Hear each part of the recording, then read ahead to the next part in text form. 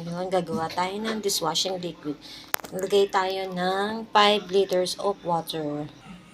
Pwede naman po, pwedeng mineral, pwede rin yung gripo. Ayan, kasali na po tayo.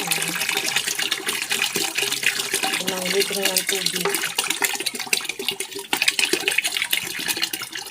Ito po ang aking basihan.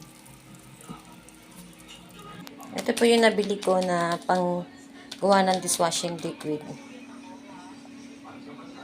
Isang set na po yan, di ba? Kung malakas din kayo gumamit ng dishwashing liquid, mas maganda, gumawa na lang po kayo para tipid. Ayan po yung mga kailangan. 45 bubble booster, surfactant, yung ating pigment powder, tapos the last is our thickener.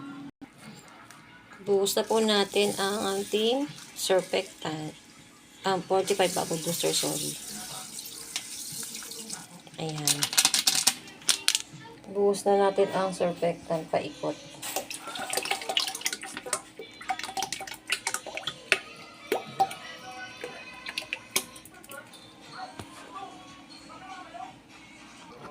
Haluin lang po natin itong maigi.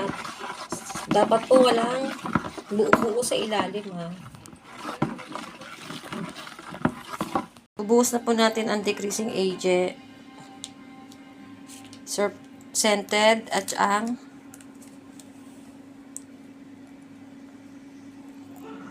pigment powder.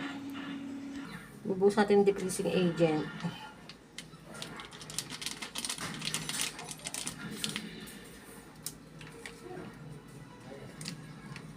Pigment powder.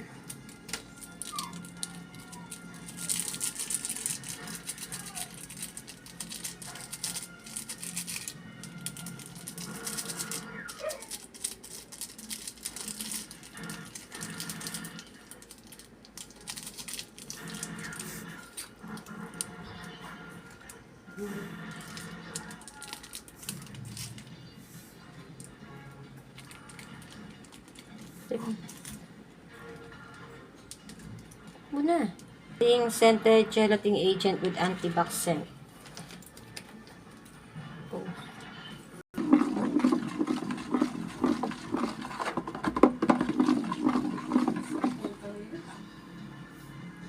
Imbuhos na po natin ang thickener. Paikot po. Ang dahan-dahan.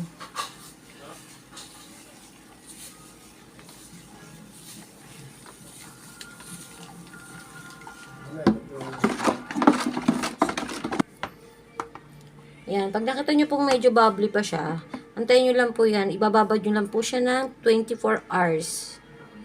Bababad nyo lang po yan in 24 hours. After that, pwede nyo na po siyang gamitin. Ito po yung nagawa ko kagabi. Na after 24 hours, dilipat ko na po siya dito. Ayan na po siya, oh. Yan.